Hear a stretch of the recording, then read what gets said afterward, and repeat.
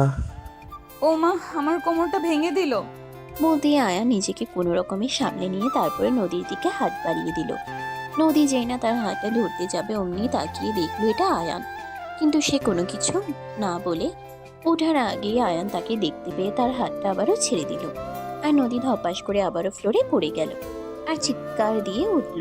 You idiot, তুই এখানে? এই শাকচুন্নি, তুই এখানে কি করতে এসেছিস? আমার পিছন পিছন এই পর্যন্ত চলে এসেছিস? তোকে না আমি 6 মাস আগেই বলে দিয়েছি আমার পিছনে এভাবে ঘোরাঘুরি করে কোনো লাভ হবে না।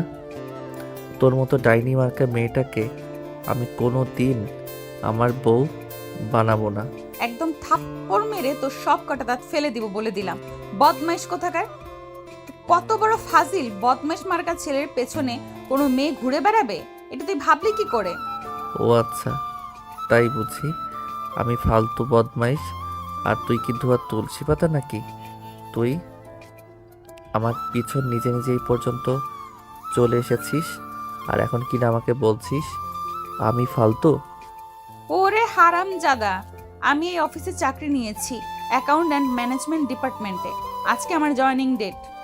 কথাটা শুনে আকাশ থেকে পড়লো আয়ান, আর সে মাথায় হাত দিয়ে তখনই ফ্লোরে বসে পড়লো আর বলতে লাগলো। হায় আল্লাহ, এই ডাইনি এসব কি বলছে? আমার তো কোনো কিছুই মাথায় ঢুকছে না।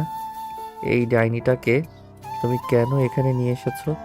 আমার জীবনটাকে 3 বছর জ্বালিয়ে পুড়িয়ে ছারখার করে দিয়েছে, আর এখন কিনা এখানে এসেছে আরও জ্বালানোর জন্য। আল্লাহ, তুমি এই ডাইনিকে এক্ষুনি এখান থেকে বিদায় করে দাও। কথাটা শোনা মাত্রই প্রচন্ড পরিমাণে ক্ষেপে গেল নদী, আর ঠাস করে আয়ানের গালে দুটো চড় বসিয়ে দিয়ে বলতে লাগলো। ওই হারামজাদি তোরের বাচ্চা, তুই ডাইনি কাকে বলছিস? তুই ডাইনি, তোর 14 গোষ্ঠী ডাইনি। দেখ, একদম ভালো হবে না বলে দিয়েছি। আমার সঙ্গে লাগতে আসিস না, তাহলে কিন্তু এর পরিণাম খুব খারাপ হবে। ও আচ্ছা, তাই বুঝি। ঠিক আছে, তাহলে তুই কি খারাপ করতে পারিস সেটা আমারও দেখে নেওয়ার আছে। ঠিক ওই মুহূর্তেই সেখানে এসে উপস্থিত হন অফিসের বস, আর তাদের দুজনকে এভাবে ঝগড়া করতে দেখে তিনি বলতে থাকেন। Stop this nonsense. এখানে কি হচ্ছে? প্রথম দিন অফিসে এসে ঝামেলা শুরু করে দিয়েছো নাকি? আঙ্কেল, আপনি আমাকে কেন কথা শোনাচ্ছেন? এই হারামজাদাটাকে দেখুন না। আমি অফিসের ভেতরে প্রবেশ করেছি, তখনই ইচ্ছে করে আমাকে ধাক্কা দিয়ে ফেলে দিল আর কোমরটা ভেঙে ফেললো। তখনই বস একবার নদী থেকে ভালোভাবে তাকালেন আর তারপর বলতে লাগলেন। কই তোমার কোমর ভেঙে গেছে? আমি তো দেখছি তুমি একদম সোজা সুস্থ অবস্থায় দাঁড়িয়ে আছো। তখনই পাশ থেকে আয়ান বলতে থাকে। হ্যাঁ বস, আপনি একদম ঠিক কথাই বলেছেন। দেখুন কেমন মিথ্যাবাদী, অফিসে আসতে না আসতেই আমার নামে আপনার কাছে বদনাম করা শুরু করে দিয়েছে। সে ভেবেছে আমার নামে বদনাম করলে আপনি আমাকে অফিস থেকে বের করে দিবেন, আর ও এখানে শান্তিতে থাকতে পারবে। তোমরা দুজনেই চুপ করো। আমি তোমাদের কাছ থেকে কোনো রিক্রুটমেন্ট নিতে চাচ্ছি না। আয়ান, তুমি তোমার নিজের কেবিনে যাও, আর নদী, তুমি আমার সঙ্গে আসো। আঙ্কেল, আমি আপনার অফিসে চাকরি করি, তবেই করব যদি এই হারামজাদাটাকে অফিস থেকে বের করে দেন। তা না হলে আমি এখানে চাকরি করব না। আর এসব কি বলছো তুমি? ছেলেটা যথেষ্ট ভালো এবং মেধাবী, অফিসের সমস্ত কাজ খুব ভালোভাবে সম্পন্ন করে, তাই তাকে এই অফিসে রাখা হয়েছে। ও আচ্ছা, তাহলে ঠিক আছে। তাহলে আমি অফিসে চাকরি করব না, কারণ এই হারামজাদার সঙ্গে আমি কোনোভাবেই অ্যাডজাস্ট করে চলতে পারবো না। নদী প্লিজ, তুমি তোমার মাথাটা ঠান্ডা করো আর আমার কথা একটু মন দিয়ে শোনো। তোমার বাবা আর আমি সেই ছোটবেলা থেকে বন্ধু, দুজন একসঙ্গে রয়েছে। তোমার বাবার আর্থিক অবস্থা একটু খারাপ, সেই জন্যই তোমাকে বাইরে এসে চাকরি করতে হচ্ছে। আর আমি তোমার বাবাকে কথা দিয়েছি, তুমি যতদিন চাও আমার কোম্পানিতে চাকরি করতে পারবে। এখন তুমি এখান থেকে চলে গেলে তোমার বাবার কাছে আমায় ছোট হতে হবে। আপনার যদি তার ইচ্ছা হয় তাহলে আপনি তাই করতে পারেন, কিন্তু আমি এই হারামজাদার সঙ্গে এক অফিসে চাকরি করব না। আপনি এক্ষুনি এই হারামজাদাকে অফিস থেকে বের করে দিন। প্লিজ তুমি তোমার মাথাটা ঠান্ডা করো, কারণ আমি এরকমটা করতে পারবো না। আমি যদি আয়নকে এই অফিস থেকে বের করে দেই, তাহলে আয়নের জায়গায় একজন মানুষ এসে সেই জায়গায় কাজটা ঠিকমতো করতে মিনিমাম 6 মাস লাগবে। আর এই 6 মাসে আমার কোম্পানিকে মোটা অঙ্কের একটা লস গুনতে হবে। তার চাইতে বড় কথা হলো, আমি যদি আয়নকে কোম্পানি থেকে বের করে দেই, তাহলে আয়ন যখন এই কোম্পানিতে চাকরি নিয়েছিল তার সঙ্গে এমনটাই চুক্তি হয়েছিল, যদি সে নিজের থেকে আমাদের কোম্পানি থেকে চলে যায় তাহলে 1 বছর ফাও কেটে তারপর চলে যেতে হবে।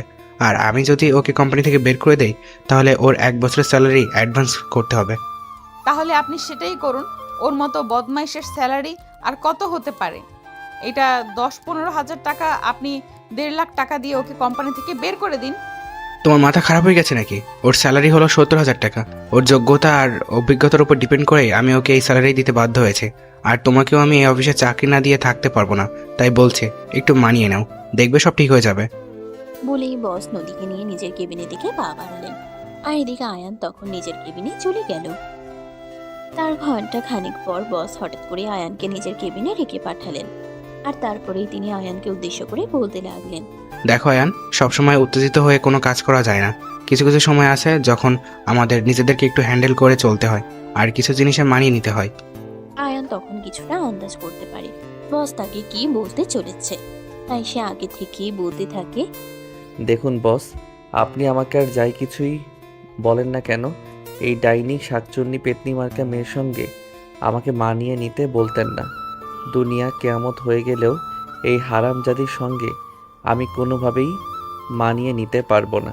তখনই আয়ানকে বস একটা ধমক দেয় আর তারপর বলতে থাকে, আয়ান, তুমি কি ভুলে গেছো? তুমি তোমার বসের সামনে দাঁড়িয়ে কথা বলছো। তুমি আমার সামনে দাঁড়িয়ে এভাবে কথা বলতে পারো না। তাছাড়া নদী এই অফিসে চাকরি করতে এসেছে, এখানে তোমার সাথে কোনো কম্পিটিশন করতে আসেনি, বুঝতে পেরেছো? হ্যাঁ বস, আমি সেটা বুঝতে পেরেছি, কিন্তু আপনি সেটা বুঝতে পারছেন না। এই ডাইনি মনে মনে অন্য কিছু চক্রান্ত করছে। আপনাকে ভুলিয়ে ভালিয়ে ফুসলিয়ে এখানে চাকরি নেবে আর তারপর সমস্ত দোষ আমার উপর চাপিয়ে দেবে। এই ডাইনিকে আমি খুব ভালো করেই চিনি। আয়ান, তোমাকে আরো একবার মনে করিয়ে দিচ্ছে, তুমি কিন্তু তোমার বসের সামনে দাঁড়িয়ে আছো, এটা ভুলে যেও না। I am so sorry boss, আপনার সাথে দাঁড়িয়ে আমি কারোর সঙ্গে খারাপ আচরণ করতে চাই না, কিন্তু আপনি প্লিজ এই মেয়েটার সম্পর্কে আমাকে কোনো রিকোয়েস্ট করবেন না। এটা আমি রাখতে পারবো না। কিন্তু তোমাকে এটা রাখতেই হবে, কারণ অ্যাকাউন্ট অ্যান্ড ম্যানেজমেন্ট ডিপার্টমেন্ট তুমি একা সামলাতে পারছো না। আমি খুব ভালোভাবে দেখতে পাচ্ছি এটা তোমার উপর অনেক প্রেশার হয়ে যাচ্ছে। তাই এখন থেকে নদী তোমাকে এসব ব্যাপারে সহযোগিতা করবে। তোমার কাছ থেকে আমি আর কোনো কমেন্ট শুনতে চাচ্ছি না। আমি তোমাকে যেটা বলেছি তুমি সেটাই করবে, কারণ আমি তোমার বস। আয়ান তখন আর কোনো কথা বলার সাহস পেল না, কারণ সে সত্যিই তার বসের সামনে দাঁড়িয়ে আছে। আর বসের সঙ্গে মুখে মুখে তর্ক করা এটা মোটেও সৌজন্যমূলক নয়।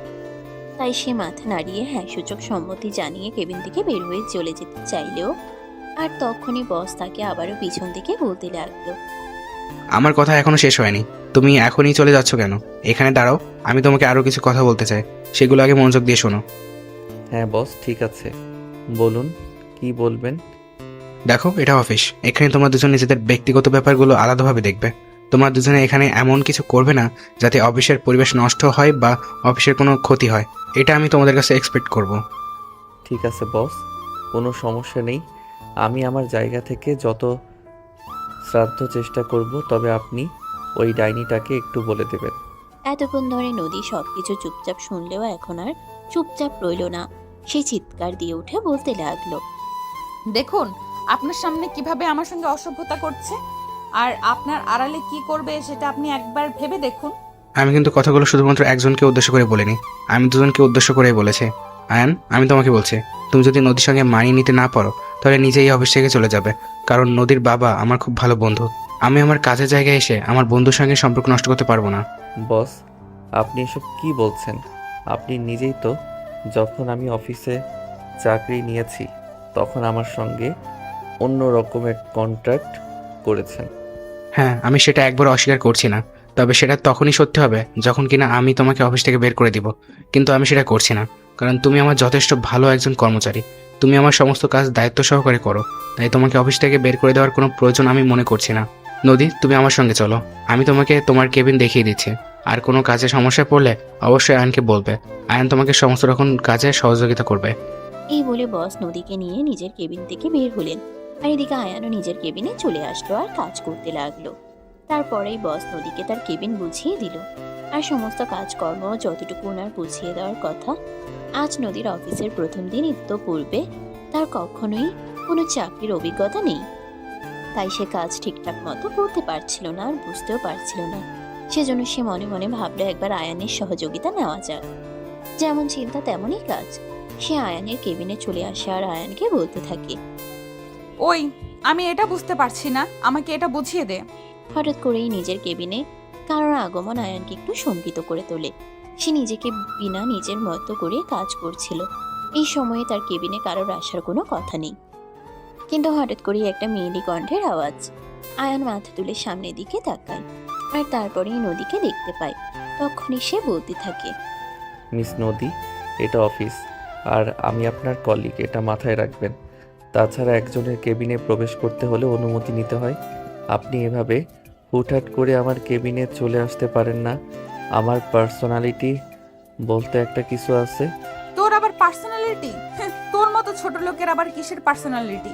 আর তুই আমার কলিগ, তোর কেবিনে আসতে গেলে আমাকে অনুমতি কেন নিতে হবে? এই জন্যই অনুমতি নিতে হবে যে আমি তোর বয়ফ্রেন্ড নই, আমি তোর কলিগ। তাছাড়া তুই কিন্তু আমার অধীনস্থ হয়ে কাজ করছিস, তাই আমি তোর চাইতে সিনিয়র, এটা সব সময় মাথায় রাখবি। আর সিনিয়র কাছে আসতে হলে অনুমতি তো নিতেই হবে। এটা এখন বাইরে যা আর তারপর অনুমতি নিয়ে আমার কেবিনে প্রবেশ কর। দেখ, এখন কিন্তু একদম বেশি বাড়াবাড়ি হয়ে যাচ্ছে। আমি কিন্তু বসের কাছে তোর ব্যাপারে সব বলে দিব। যা গিয়ে বল না, আমি কি তোকে একবারও নিষেধ করেছি নাকি? আমি তো নিজেই তাকে বলছি তুই বসের কাছে আমার ব্যাপারে বিচার দে, তারপর দেখি বস আমার কি বিচার করে। বলতেই নদী কিছুটা রেগে গেল আর সে বলতে লাগলো। আচ্ছা ঠিক আছে, কোনো সমস্যা নেই, আমি বসের কাছে তোর নামে এক্ষুনি কমপ্লেন করব। আর তারপর তুই বুঝতে পারবি আমাকে খেপানো কতটা সহজ আর কতটা মজা। আরে বাবা, তুই যা না, এখন এখানে দাঁড়িয়ে আছিস কেন? তাড়াতাড়ি যা, আমার নামে বসের কাছে বিচার দিয়ে। আর আমি এদিকে ইঁদুরের গর্ত খুঁজে বেড়াই, কারণ লুকাতে হবে তো আমাকে। আয়ান এভাবে কথা বলছে আর নদীর আগে ফুসফুস করছে। নদীর আগে ফুসফুস করতে করতে আয়ানের কেবিন থেকে বের হয়ে চলে গেল বসের কেবিনে। বস নিজের কম্পিউটারে কোনো একটা কাজ করছিলেন আর তখনই নদী বসের কেবিনে প্রবেশ করতে করতে বলতে লাগলো। আঙ্কেল, আমি আপনাকে আগেই বলেছিলাম এই হারামজাদার সঙ্গে আমি কোনোভাবেই কাজ করতে পারবো না, কিন্তু আপনি আমার কোনো কথাই শুনলেন না। আপনি আমাকে এই হারামজাদার সঙ্গে কাজ করতে দিলেন, আর এখন এই হারামজাদা আমার সঙ্গে কি করেছে সেটা আপনি জানেন? আমি তো একটা কাজ করছিলাম, আর তুমি যদি সেটা আমাকে না বলো তাহলে আমি জানবো কি করে? বলো কি করছে আয়ান?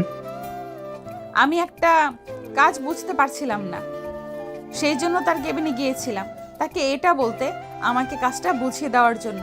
কিন্তু সে আমাকে কাজটা তো বুঝিয়ে দিলই না, উল্টো আমার সঙ্গে খারাপ আচরণ করছে।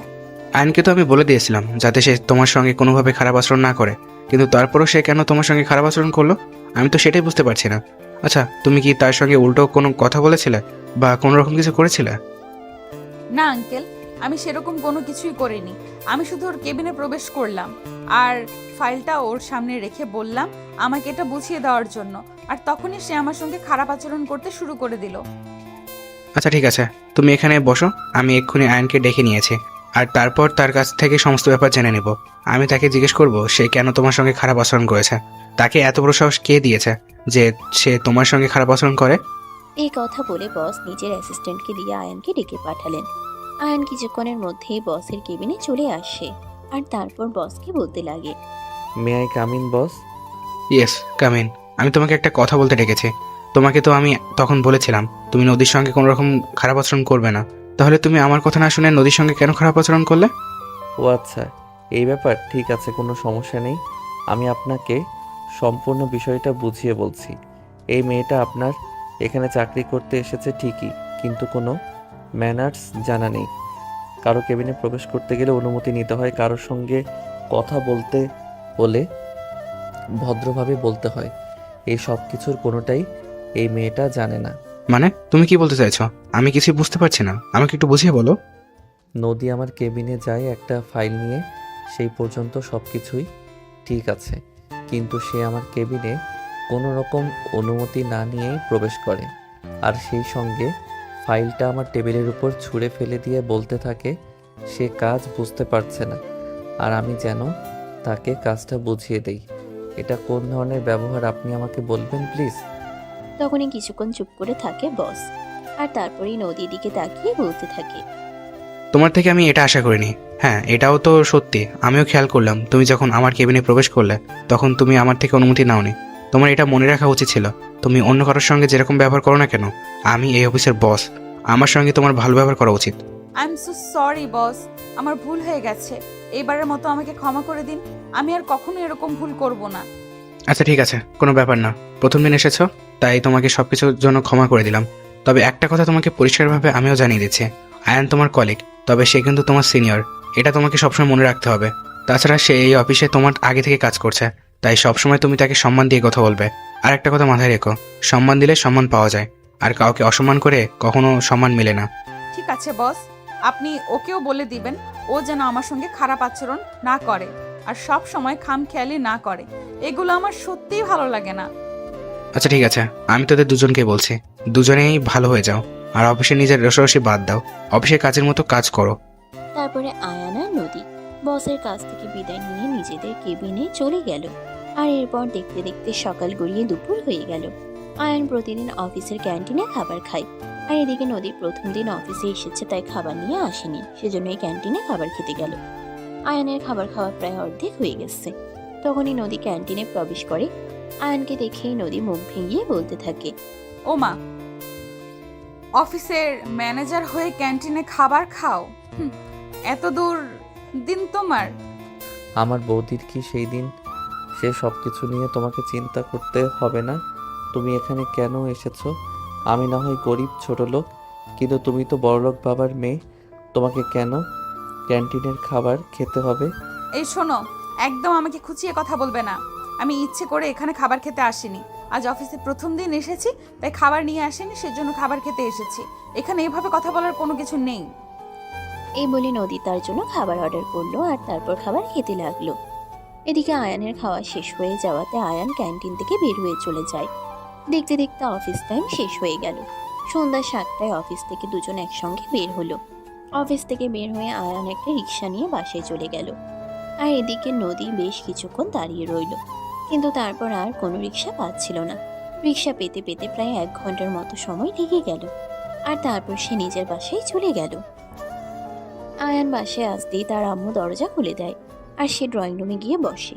তখনই তার আম্মু তার জন্য 1 গ্লাস লেবুর শরবত বানিয়ে নিয়ে আসলো, আর সেটা আয়ানের হাতে তুলে দিয়ে বলতে লাগলো, দেখ বাবা, যা গরম পড়েছে একটু সাবধানে থাকিস, আর দিনের বেলায় একটু বেশি করে পানি খাস, তা না হলে আবার কখন জানি শরীর খারাপ হয়ে যায়। যেখানে ভাগ্যটাই খারাপ সেখানে আর শরীর ভালো খারাপের চিন্তা করে কি লাভ আছে? মানেটা কি বলতে চাইছিস? আমি তো কিছুই বুঝতে পারছি না। কি হয়েছে তোর? তুই কি কারো সঙ্গে ঝামেলা করে এসেছিস নাকি? আম্মু, তোমার কি মনে হয় আমি ঝামেলাবাজ ছেলে? আমি কারোর সঙ্গে ঝামেলা করে তারপর বাসায় এসেছি? আরে বাবা, আমি তোকে সেই কথা কখন বললাম? আমি দেখলাম যে তুই অনেকটা ক্লান্ত, তাই তোকে এমন কথা বললাম। এখানে এভাবে রিয়াক্ট করার কি আছে? আম্মু, আমার সঙ্গে কথা বলো না, এমনিতেই মেজাজ খারাপ আছে। অফিসে একটা ডাইনি চাকরি নিয়েছে। এটা শুনে আয়ানের আম্মু বলতে থাকে, মানে এসব তুই কি বলছিস? তোর কি মাথা খারাপ হয়ে গেছে নাকি? ডাইনি আবার অফিসে চাকরি নিতে পারে কি করে? ওসব তুমি বুঝবে না আম্মু। এখনকার যুগে ডাইনিদেরও চাকরি করতে প্রয়োজন পড়ে। যাই হোক, আমি আমার রুমে যাচ্ছি, কিছুক্ষণ বিশ্রাম নেব। আমাকে কেউ ডাকাডাকি করবে না। যখন আমার খাবার সময় হবে আমি নিজেই খাবার খেতে চলে আসব। আচ্ছা বাবা, ঠিক আছে, সে তুই যেটা ভালো মনে করিস সেটাই কর। আমি তোকে একেবারে কিছুই বলবো না। তবে রাতের খাবারের সময় হলে নিজেই চলে আসিস, আমি আবার ডাকাডাকি করতে পারবো না। আয়ান তখন তার আম্মুর কথার কোনো উত্তর না দিয়ে সোজা নিজের রুমে চলে গেল। আর রুমের ভিতর প্রবেশ করে সঙ্গে সঙ্গে দরজাটা লাগিয়ে দিল। জামা কাপড় চেঞ্জ করে ফ্রেশ হয়ে শুয়ে দিল একটা ঘুম। এদিকে রাত 9টার মতো বাজে। তখনই তার ছোট বোন তার রুমের দরজায় নক করতে থাকে। এই ভাইয়া, ভাইয়া কোথায় তুই? আয়ান তখন ঘুম ঘুম চোখে রুমের দরজাটা খুলল, আর তার বোনকে দেখেই বলতে লাগলো, আরে হারামজাদি, আমি না বলেছিলাম এভাবে ডাকাডাকি করবি না, কিন্তু আমার কোনো কথা শুনলি না কেন? আমি তো বলেছিলাম। এখন আমার খুব ঘুম পাচ্ছে, আমাকে ঘুমাতে হবে। ভাইয়া, তুই আমার সঙ্গে কেন এরকম করছিস? তুই আমাকে প্রতিদিন রাখতে হয় না, আর আজ তুই বাসায় এসে বিছানায় শুয়ে ঘুমিয়ে পড়েছিস। আমার অঙ্কগুলো কে বুঝিয়ে দেবে বল শুনি? ও আল্লাহ, তুমি আমাকে রক্ষা করো। একদিকে অফিসে ওই ডাইনির খেলা, আর এদিকে বাসায় তোর জ্বালা। আমি কোন দিকে যাব বুঝতে পারছি না। আরে ভাইয়া, এইসব তুই কি বলছিস? তোর কি মাথা খারাপ হয়ে গেছে নাকি? অফিসে আবার ডাইনি আসলো কই থেকে? দেখ, একদম মেজাজ খারাপ করবি না। তুই এখানে অঙ্ক করতে এসেছিস, আমি তোকে অঙ্ক বুঝিয়ে দিচ্ছি। তারপর চুপচাপ এখান থেকে চলে যা। আমার মুখের উপর একদম কথা বলবি না। আমাকে প্রশ্ন করা আমি পছন্দ করি না, এটা তো তুই খুব ভালো করেই জানিস। আচ্ছা বাবা, ঠিক আছে, কোনো সমস্যা নেই। আমি তোর অফিসের ব্যাপারে কোনো প্রশ্ন করব না। আর তোর অফিসের ব্যাপারে কোনো প্রশ্ন করার কোনো ইচ্ছা, আগ্রহ কোনোটাই আমার নেই। তুই শুধু আমার অঙ্কটা আমাকে করে দে, তারপর আমি এখান থেকে চুপচাপ চলে যাব। তোর ব্যাপারে আমি আর কোনো কথা বলবো না, এই যে কান ধরে বলছি।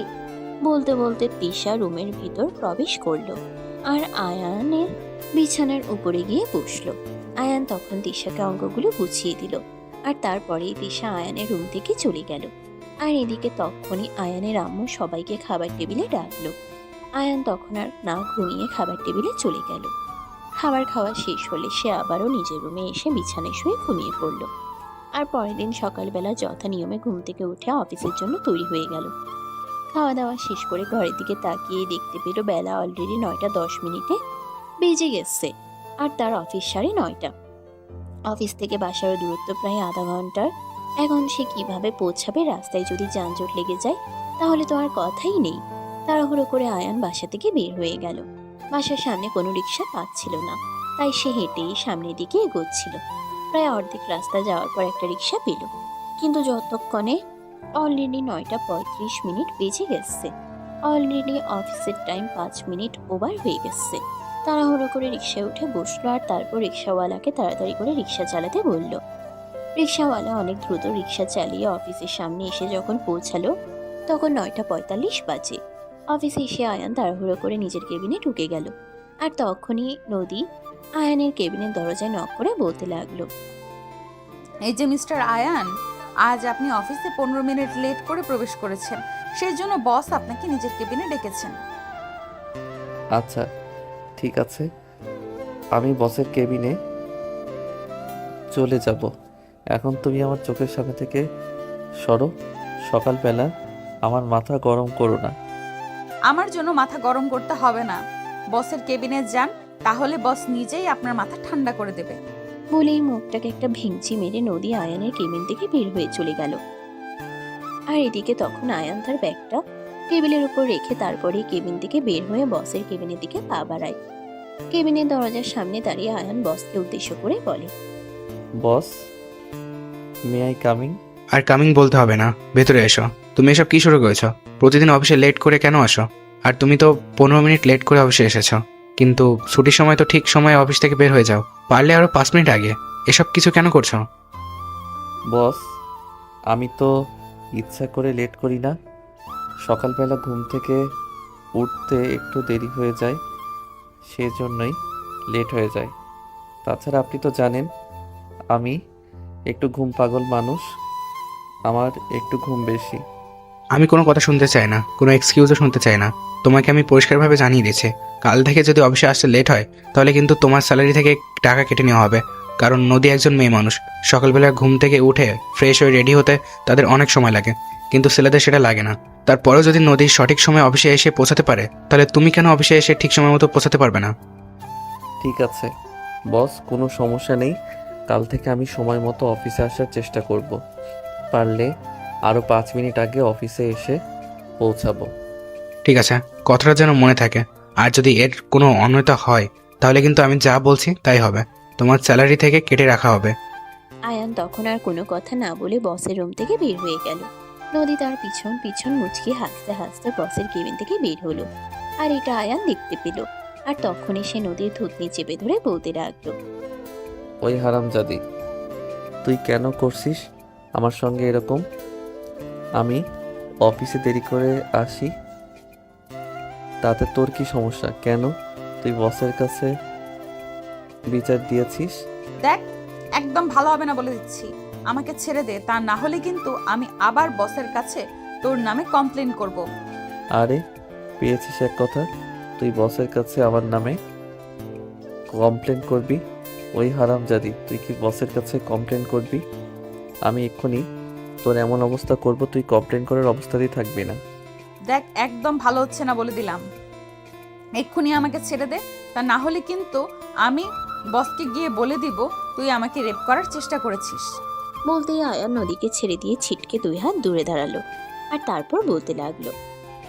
তোরা তো মেয়েরা এটাই পারিস, তোদের আর কোনো খেয়ে দেয়ে কাজ নেই, তোদের শুধু একটাই কাজ, ছেলেদেরকে কোনোভাবে ফাঁসিয়ে এসব কথা বলা। তবে একটা কথা খুব ভালোভাবে মাথায় ঢুকিয়ে নে, যত যাই কিছু হয়ে যাক না কেন, আমি তোর মতো ফকিন্নিকে কোনোদিনও আমার জীবনে ব্যাক করব না। তোর মতো শাকচুন্নি মার্কা মেয়ের আমার জীবনে কোনো জায়গা নেই। আমার বই গেছে তোর মতো ফাজিলের সঙ্গে আবার রিলেশনে ব্যাক করতে। গিয়ে নিজের কাজ কর। এই বলে নদী তার কেবিনে চলে গেল আর আয়ানও তার কেবিনে চলে আসলো আর মনে মনে ভাবতে লাগলো, কেন যে এরকম একটা শাকচুন্নিটার কপালে এসে জুটেছে এটাই সে বুঝতে পারছে না। এই শাকচুন্নিটা আজ থেকে 6 মাস আগে 3 বছর জ্বালিয়েছে আর এখন আবার জ্বালাতে এই পর্যন্ত চলে এসেছে। কেন করছে এরকম, এইসবই তো চিন্তা করছিল। তো ভিউয়ার্স, আপনারা কি ভাবছেন 3 বছর আগে কি হয়েছিল সেটা আপনাদের অজানা, তাই তো? চলুন, ঠিক আছে, 3 বছর আগে কি হয়েছিল সেই ঘটনাটা আগে আপনাদের গল্পে শেয়ার করি আর তারপর পুরো গল্পটা আপনাদের সঙ্গে শেয়ার করব। আজ থেকে 3 বছর আগে আয়ান তখন অনার্স 2nd সেমিস্টারে পড়াশোনা করে আর তখনই নদী ভার্সিটিতে ভর্তি হয়। নদী যেদিন প্রথম ভার্সিটিতে আসে তখনই আয়ান তাকে দেখতে পায়। আয়ান তার বন্ধুদের সঙ্গে ক্যাম্পাসে বসেছিল, খোলা চুলে, পরনে টি শার্ট আর জিন্স প্যান্ট, দেখতে মাশাল্লাহ ভালোই লাগছে। আয়ান অপলক দৃষ্টিতে মেয়েটার দিকে তাকিয়ে আছে আর তখনই তার বন্ধু তাকে বলতে লাগলো, এই দোস্ত, কি হয়েছে? তুই এভাবে ওদিকে হা করে তাকিয়েছিস কেন? দোস্ত দেখ, মালটা কিন্তু সেই। হ্যাঁ দোস্ত, তুই তো একদম ঠিকই কথা বলেছিস, একদম হট আছে। ওই হারামজাদা, ওটা তোদের ভাবি হবে, হট বলবি না বলে দিলাম। দোস্ত প্লিজ এরকমটা বলিস না, এই মালটাকে আমার জন্য ছেড়ে দে। তুই তো দেখতে মাশাল্লাহ হ্যান্ডসাম আছিস, তোর পিছনে তো মেয়েরা লাইন মারে, তুই কেন এই মেয়ের পিছনে পড়তে যাবি? এটা কি আমায় দিয়ে দে। না রে দোস্ত, এই রিকোয়েস্ট করিস না। আমার বাকি যে কয়টা গার্লফ্রেন্ড আছে সব কয়টা তোরা নিয়ে নে, কিন্তু এই মালটাকে আমায় দিয়ে দে। এটাকে আমার মনে ধরেছে, বলতে পারিস প্রথম দেখাই প্রেমে পড়ে গেছি। আয়ান এই বলে অপলক দৃষ্টিতে মেয়েটার দিকে তাকিয়ে থাকে আর আয়ানের এমন ভাবে তাকানো দেখে তার বন্ধুরা বলতে থাকে, ও মা, আমাদের মঞ্জু সাহেব দেখে এবার একদম প্রেমে মজে গেছেন। মজনু সাহেব, এইবারের প্রেম কতদিন টিকবে? দেখ, প্রেম কতদিন টিকবে সেই সব কিছু নিয়ে তোদেরকে ভাবতে হবে না। তোদেরকে যেটা বলেছি তোরা সেটাই কর, জিনিসটাকে দেখে রাখবি যেন কেউ নজর দিতে না পারে। এই বলে আয়ান আড্ডা থেকে উঠে দাঁড়ালো আর মেয়েটার সামনে গিয়ে দাঁড়িয়ে মেয়েটাকে উদ্দেশ্য করে বলতে লাগলো, হাই, আই এম আয়ান। তুমি ভার্সিটিতে নতুন এসেছো? হ্যাঁ ভাইয়া, আমি আজকেই ভার্সিটিতে নতুন এসেছি, অনার্স 1st সেমিস্টার। আর আপনি? 2nd semester. যাই হোক, তাহলে তুমি আমার থেকে 1 বছরের জুনিয়র, ভালোই হলো। আচ্ছা চলো, তোমাকে তোমার ক্লাস পর্যন্ত পৌঁছে দেই। তুমি তো ভার্সিটিতে নতুন এসেছো, নিজের ক্লাসরুম খুঁজে পেতে একটু লেট হবে, আমি তোমাকে হেল্প করি। ও আচ্ছা, আপনি আমাকে হেল্প করবেন, তাহলে তো ভালোই হলো। চলুন তাহলে যাওয়া যাক। ও আচ্ছা, আপনি আমাকে হেল্প করবেন, তাহলে তো ভালোই হলো। চলুন তাহলে যাওয়া যাক। এই বলে নদী আয়ানের সঙ্গে সামনের দিকে পা বাড়ালো আর নদীর ক্লাসরুমের কাছে নিয়ে এলো। নদীকে ক্লাসরুমে পৌঁছে দিয়ে তারপর নদীকে উদ্দেশ্য করে বলতে লাগলো, এই যে ম্যাডাম, এটাই তোমার ক্লাসরুম। ক্লাসে বেশ কিছু স্টুডেন্ট ছিল আর তখনই আয়ান ক্লাসের স্টুডেন্টদেরকে উদ্দেশ্য করে বলতে থাকে, dear brother and sister, she is Nadi. Your new friend. ওকে দেখে রাখবে, কেউ যেন ওর কোনো ক্ষতি না করে এবং ওকে যেন কোনোভাবে কোনো বিরক্ত করতে না পারে। যদি কেউ ওকে কোনো বিরক্ত করে তাহলে তোমরা আমাকে ব্যাপারটা জানাবে। এই বলে নদীকে তার সিটে বসিয়ে দিয়ে আয়ান ক্লাসরুম থেকে বের হয়ে চলে গেল। আর এদিকে ক্যাম্পাসে আসতেই তার বন্ধুরা তাকে ঘিরে ধরলো আর বলতে লাগলো, দোস্ত তুই কিন্তু কাজটা একদম ঠিক করলি না। মালটাকে আমার পছন্দ হয়েছিল কিন্তু তুই কেড়ে নিলি। দেখ, তোকে আমি একবারই বলে দিয়েছি, ও তোদের ভাবি লাগে, ওকে মাল বলে সম্বোধন করবি না, তাহলে কিন্তু তোদের সঙ্গে আমার খারাপ সম্পর্ক হবে। এটা তোদেরকে আমি বলে দিলাম। সরি দোস্ত, কিন্তু তুই এটা না করলেও পারতি। তুই তো জানিস সহজে কোনো মেয়ে আমাদের সঙ্গে প্রেম করতে চায় না, তাই তো তোকে এটা বলেছিলাম। কেউ যদি তোর সঙ্গে প্রেম করতে না চায় তাহলে কেউ যদি তোর সঙ্গে প্রেম করতে না চায় তাহলে সেটা তোদের সমস্যা, আমার সমস্যা নয়। আর এটা দেখার আমার কোনো প্রয়োজন নেই। বাই দ্য ওয়ে, ক্লাসের টাইম হয়ে গেছে, চলো ক্লাসে যাওয়া যাক। এই বলে আয়ান তার বন্ধুদেরকে নিয়ে ক্লাসরুমের দিকে রওনা দিল। কিছুক্ষণের মধ্যেই ক্লাস টিচার চলে আসে আর ক্লাস শুরু হয়ে যায়। এভাবে দেখতে দেখতে দিনটা কেটে গেল। ভার্সিটি ছুটি হলো সেদিন দুপুর 2টায়। আয়ান ভার্সিটির গেটের সামনে দাঁড়িয়ে রইল কখন নদী ভার্সিটি থেকে বের হবে, নদীর সঙ্গে একটু কথা বলবে তাই। নদী 5 মিনিট পর ক্যাম্পাস থেকে বের হলো। যেই না গেটের সামনে আসবে তখনই আয়ান তার সামনে গিয়ে দাঁড়ালো আর বলতে লাগলো, তোমার বাসা কোথায়, চলো তোমাকে আমি তোমার বাসা পর্যন্ত পৌঁছে দিয়ে আসি। না ভাইয়া, সেটার কোনো প্রয়োজন হবে না। আমি একা একাই বাসা পর্যন্ত চলে যেতে পারবো। আপনাকে আমার সঙ্গে কোনো কষ্ট করতে হবে না। এমনিতেই সকালবেলা আপনি আমাকে আমার ক্লাসরুম খুঁজে দিয়েছেন, তার জন্য আপনাকে মেনি মেনি থ্যাঙ্কস। এটার এমন কি কঠিন কাজ? তুমি ভার্সিটিতে নতুন এসেছো, তোমাকে সাহায্য করা আমাদের কর্তব্য। যাই হোক, চলো তোমাকে তোমার বাসা পর্যন্ত পৌঁছে দিয়ে আসি। তখনই নদী একটু ক্ষেপে যায় আর বলতে থাকে, আপনাকে আমি সহজ বাংলা ভাষায় যা বললাম তা বুঝতে পারেননি। আমাকে আমার বাসা পর্যন্ত আপনি পৌঁছে দিতে হবে না। আমার 2টা পা আছে, আমি বাসায় সময় মতো পৌঁছে যেতে পারবো। আপনারা ছেলেরা কি মনে করেন নিজেদের? আমি তো সেটাই বুঝতে পারি না। সকালবেলা আমাকে একটু সাহায্য করেছেন আর তার জন্য এখন আমার সঙ্গে এইভাবে কথা বলার চান্স খুঁজছেন।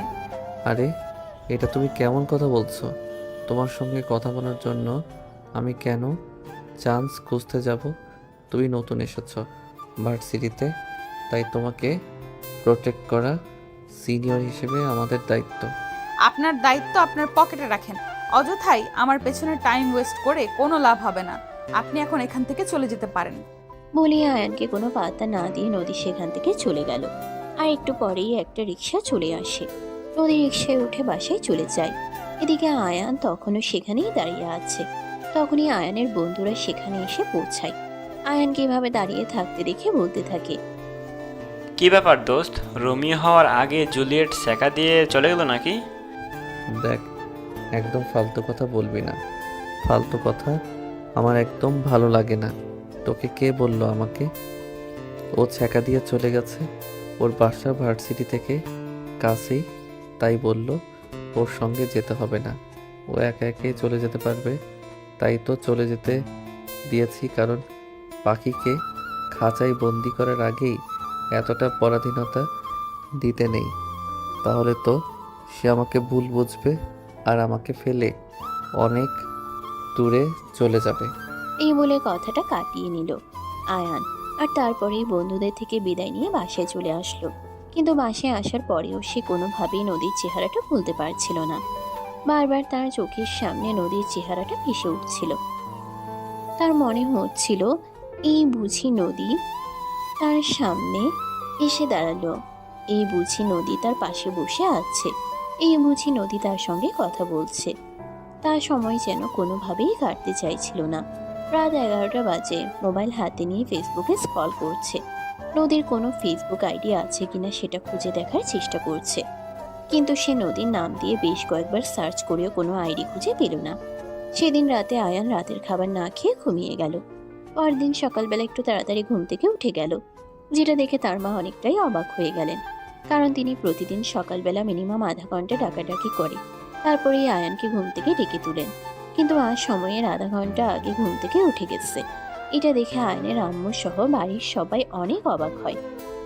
আর আয়ানের আম্মু আয়ানকে বলতে থাকে, কিরে কি ব্যাপার, আজকে সূর্য পশ্চিম দিকে উঠেছে নাকি যে তুই এত সকাল সকাল ঘুম থেকে উঠে গেছিস? সূর্য কেন পশ্চিম দিকে উঠতে যাবে? এগুলো কোন ধরনের কথা? সকাল সকাল আমার ঘুম ভেঙে গেছে, তাই সকাল সকাল ঘুম থেকে উঠে পড়েছি। এখানে এত কথা বলার কি আছে আমি তো সেটাই বুঝতে পারছি না।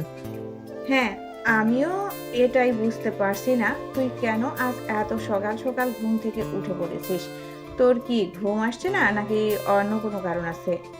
তখনই আয়ান তার আম্মুকে উদ্দেশ্য করে বলতে থাকে, আচ্ছা আম্মু, আমি এটা বুঝতে পারছি না তোমার কেন এরকমটা মনে হচ্ছে।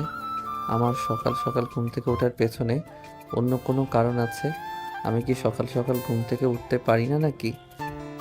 এরকম কোনো ব্যাপার না, আসলে তোকে বিগত 5 বছরে কোনোদিন সকালবেলা ঘুম থেকে উঠতে দেখা যায়নি, তো তাই একটু আশ্চর্য লাগছে। তোর শরীর খারাপ লাগলে না, তাই জিজ্ঞাসা করলাম। দেখো আম্মু, সবসময় তো ফালতু কথা বলো না। আমার ক্ষুধা লেগেছে, আমাকে নাস্তা খেতে দাও। রাতে খাবার না খেয়ে ঘুমিয়ে পড়েছি। তোমাদের আমার জন্য এত দরদ উতলে পড়ে কই? একবার তো আমাকে ঘুম থেকে ডেকে তুলে খাওয়ালে না। কেন, তুই কি ছোট বাচ্চা নাকি যে তোকে আমার ঘুম থেকে ডেকে তুলে খাওয়াতে হবে? তোর যদি খাওয়ার ইচ্ছা থাকতো তাহলে তুই নিজে এসে খেয়ে গেলি না কেন? হ্যাঁ সেটাই তো। আমার কি মনে হয় জানো, আমি মাঝে মাঝে এটাই ভুলে যাই আমি তোমাদের নিজের ছেলে নাকি সৎ ছেলে। আয়ানের মুখ থেকে এই কথাটা শুনে রেগে গেল আয়ানের আম্মু। আর তিনি একটু রাগী কণ্ঠে আয়ানকে বলতে লাগলেন, ওই হারামজাদা, কি বললি তুই? আমি তোর সৎ মা লাগে? ঠিক আছে, আজ থেকে তুই আমাকে মা বলে ডাকবি না, তুই আমাকে সৎ মা বলে ডাকবি। ও বা, এখন দেখছি সব দোষ আমার ঘাড়ের উপর চলে আসছে। এখানে আমার কি দোষ? আমি রাতে খাবার না খেয়ে ঘুমিয়ে পড়লাম, আর তোমরা একবার আমাকে ডেকে খাবারটা খাওয়ানোর প্রয়োজন আছে বলেও মনে করলে না, আর এখন সব দোষ আমার ঘাড়ে চাপিয়ে দিচ্ছ। যার খাবার খেতে ইচ্ছে করবে সে নিজে এসে খাবার খেয়ে যাবে, আমি কাউকে ডেকে ডেকে খাবার খাওয়াতে পারবো না। এই বাড়িতে আমি থাকি বলে সবার বেতন ছাড়া কাজের লোক নয়, যে যখন যে যা বলবে আমাকে তাই করতে হবে। আম্মু, তোমার কি একবারও মনে হচ্ছে না তুমি এখন একটু বেশি বলে ফেলতেছো? যেটা বলা তোমার উচিত হচ্ছে না। না, আমার একবারও সেরকমটা মনে হচ্ছে না, কারণ আমি ভুল কোনো কথা বলছি না, যা বলছি একদম ঠিক কথাই বলছি। যেই বাড়িতে আমার কোনো গুরুত্ব নেই, যেই বাড়ির মানুষজনদের কাছে আমার কোনো দাম নেই, সেই বাড়ির মানুষের সঙ্গে আমি আর কিভাবে কথা বলতে পারি? এই বাড়ির মানুষগুলোকে আমি কোনো একটা কথা বলে সেটা তাদের গায়ে লাগে না, অথচ তারা সব সময় আমার কাছ থেকে সব কিছু পারফেক্টভাবে পেতে চায় কেন? আম্মু, এই জন্যই বললাম আমি তোমার আপন ছেলে নাকি সৎ ছেলে। আমি যদি তোমার আপন ছেলে হতাম তাহলে তুমি আমাকে এতগুলো কথা শোনাতে পারতে না। এটা শুনে আয়ানের আম্মু আরো রেগে গেল আর বলতে লাগলো, তুই এখনই আমার চোখের সামনে থেকে দূর হয়ে যা, আমি তোর চেহারাটাও দেখতে চাই না। আমার মেজাজ একদম খারাপ হয়ে যাচ্ছে, তুই যদি এখনো এখানে দাঁড়িয়ে থাকিস তাহলে কিন্তু খুব খারাপ কিছু হয়ে যাবে, এটা আমি তোকে বলে দিলাম। আয়ান তখন রেগে গিয়ে নাস্তা না করে বাসা থেকে বের হয়ে গেল। আর তারপর বইপত্র নিয়ে সোজা ভার্সিটিতে।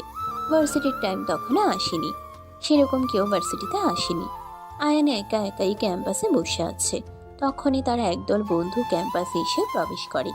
আর আয়ানকে ক্যাম্পাসে দেখেই তারা বলতে থাকে, কিরে বেটা, কি খবর? তুই আজ এত সকাল সকাল ভার্সিটিতে চলে এসেছিস? এমনি আমার বাসায় থাকতে ভালো লাগছিল না, তাই চলে এসেছি। কিন্তু এখন মনে হচ্ছে আমি ভার্সিটিতে আগে আগে এসে তোদেরকে খুব বেশি সমস্যায় ফেলে দিয়েছি। আরে বেটা, তুই এভাবে কেন কথা বলছিস? আমি কখন থেকে এই কথা বললাম যে তুই আমাদেরকে ঝামেলায় ফেলে দিয়েছিস? আমি তো শুধু তোকে এইটা বললাম, তুই তো কখনো এত তাড়াতাড়ি ভার্সিটিতে আসিস না, তাহলে আজ কেন এসেছিস? আমার মন চেয়েছে তাই আমি এসেছি। আশা করি এতে তোর বা তোদের কোনো সমস্যা নেই, আর হবেও না। আয়ানের বন্ধুরা তখন খুব ভালোভাবে বুঝতে পারলো আয়ান প্রচণ্ড পরিমাণে রেগে আছে, তাই তার সঙ্গে এই মুহূর্তে কথা না বলে থাকাটাই সবচাইতে বুদ্ধিমানের কাজ। তাই তার বন্ধুরা আর এই ব্যাপারে কোনো কথা বাড়ালো না। তারা চুপচাপ আয়ানের পাশে বসে রইল। দেখতে দেখতে ভার্সিটির সময় হয়ে গেল। ভার্সিটির স্টুডেন্টরা একে একে সবাই ক্যাম্পাসে চলে এসেছে। এদিকে আয়ান হাঁ করে ভার্সিটির গেটের দিকে তাকিয়ে আছে। আয়ানকে এভাবে ভার্সিটির গেটের দিকে তাকিয়ে থাকতে দেখে তার এক বন্ধু বলে, কি রে দোস্ত, তোর ব্যাপারটা কি? আমরা তো কিছুই বুঝতে পারতেছি না। তুই এইভাবে গেটের দিকে হাঁ করে তাকিয়ে আছিস কেন? সব কিছুই তোদেরকে জানতে হবে, বুঝতে হবে। এরকমটা কোন হাদিসে লেখা আছে নাকি থাকলে আমাকে ওই হাদিসটা একটু দেখাস। সত্যি তো বুঝতে পারতেছি না তোর কি হয়েছে। তুই কেন আমাদের সবার সঙ্গে এরকম আচরণ করছিস? তোর যদি কোনো সমস্যা হয়ে থাকে তাহলে তুই সেটা আমাদেরকে বলতে পারিস। আমরা আমাদের জায়গা থেকে যথাসাধ্য চেষ্টা করব তোকে এই ঝামেলা থেকে ছুটি আনার জন্য। কিন্তু তুই যদি আমাদেরকে কোনো কিছুই না বলিস তাহলে সেটা বুঝবো কি করে? একদম কথা বলবি না, চুপচাপ বসে থাক। আমি যেটা করছি সেটা আমাকে করতে দিয়ে কথা বলে আমায় কেন বিরক্ত করিস না। এই বলে আয়ান আবারও এক দৃষ্টিতে ভার্সিটির গেটের দিকে তাকিয়ে থাকে। আর তখনই নদী ভার্সিটির গেট দিয়ে ক্যাম্পাসে প্রবেশ করে। আজ নদীকে গতকালকের চাইতে অন্যরকম লাগছে, একটু বেশি সুন্দরই লাগছে। আজ নদী খুবই সুন্দর একটা থ্রি পিস পরে ভার্সিটিতে এসেছে। সেই সঙ্গে কানে এক সেট ঝুমকো আর হাতে কাছে চুড়ি। এক কথায় অসাধারণ লাগছে নদীকে দেখতে। আয়ান একদম হাঁ করে নদীর দিকে তাকিয়ে আছে। আর তখনই তার এক বন্ধু এটা দেখতে পায় আর বলতে থাকে, ও আচ্ছা, এই ব্যাপার। তাহলে তাহলে তুই এই জন্য এভাবে ওই দিকে তাকিয়ে আছিস, তাই না? হ্যাঁ, আমি ওর জন্যই ওই দিকে তাকিয়ে আছি। কেন, তোদের কোনো সমস্যা হচ্ছে নাকি? আমি তো সেটাই বুঝতে পারছি না। আচ্ছা দোস্ত, আমি এটা বুঝতে পারছি না তুই আমাদের সঙ্গে এভাবে কেন কথা বলছিস আর কেন বারবার ঝামেলার বাঁধানোর চেষ্টা করছিস। তুই একটা মেয়ের দিকে তাকিয়ে আছিস, সেটা আমাদের কেন কোনো সমস্যা হতে যাবে? তুই আমাদের বন্ধু, তোর ভালোতে আমরা কেন হিংসায় জ্বলে পুরো শেষ হয়ে যাব বলতে পারিস? কারণ শুধুমাত্র একটাই, যে তোদের কোনো গার্লফ্রেন্ড নেই আর আমি তোদের সামনে এত সুন্দরী একটা মেয়ের সঙ্গে প্রেম করতে চলেছি। আর তাই তোদের খুব বেশি হিংসা হচ্ছে, সেই জন্য তোরা চাইছিস না এই মেয়েটার সঙ্গে আমার সম্পর্কটা হোক। দূর বেটা, তোর মাথা খারাপ হয়ে যাচ্ছে নাকি? সামান্য একটা মেয়ের জন্য আমরা আমাদের বন্ধুত্বের সম্পর্ক নষ্ট করব? এরকমটা কখনোই হতে পারে না। আমাদের কাছে সবার আগে আমাদের বন্ধুত্ব, আর তারপর পৃথিবীর সব কিছু। সত্যি বলছিস তো? তোরা কখনোই আমার আর নদীর মাঝখানে বাধা হয়ে দাঁড়াবি না তো? না রে দোস্ত, কখনোই সেরকমটা হবে না। আমরা তোর বন্ধু, তুই আমাদেরকে চোখ বন্ধ করে বিশ্বাস করতে পারিস। আমরা কখনোই তোর বিশ্বাসের অমর্যাদা করব না। আমরা আমাদের সবটা দিয়ে তোর বিশ্বাস রক্ষা করার চেষ্টা করব। আচ্ছা, সেটা ঠিক আছে। তোরা কতটা করতে পারিস সেটাই দেখার পালা আমার। আমি দেখি তোরা আমার কত ভালো বন্ধু হয়ে যাবি। না হয় এবার বন্ধুত্বের একটা পরীক্ষা। আচ্ছা ঠিক আছে, কোনো সমস্যা নেই। তুই যেমন চাস তেমনই হবে। তবে আমাদের এই বন্ধুত্বের সম্পর্কে কিন্তু অবশেষ জিতে যাবে, এটা তোকে আমি বলে দিলাম। আচ্ছা ঠিক আছে, কোনো সমস্যা নেই। অবশেষে কে জিতে আর কে হারে সেটা তো সময় হলেই দেখা যাবে। এখন আমি যাই। আমি আমার ময়না পাখিটার সঙ্গে একটু কথা বলে আসি। ময়না পাখিটার সঙ্গে কথা না বললে আমার মনটা শান্ত হবে না। এই বলে আয়ান সেখান থেকে উঠে চলে আসলো। নদী নিজের ক্লাসরুমের দিকে এগোচ্ছে। তখনই আয়ান তার সামনে এসে দাঁড়ালো আর তারপর সে নদীকে উদ্দেশ্য করে বলতে লাগলো, কি অবস্থা, কেমন আছো তুমি? এই তো আলহামদুলিল্লাহ, আল্লাহর রহমতে ভালোই আছি। কিন্তু আপনি আজ সকালবেলা আমার সামনে এসে দাঁড়ালেন কেন? আজ তো আর আমাকে ক্লাসরুম চিনিয়ে দিতে হবে না, আমি তো নিজে নিজেই ক্লাসরুম পর্যন্ত পৌঁছে দিতে পারবো। আজকে আবার কোন মতলবে এসেছেন? আমি বুঝতে পারছি না তোমার এরকমটা কেন মনে হচ্ছে, যে আমি তোমার সামনে কোন মতলব নিয়ে এসেছি।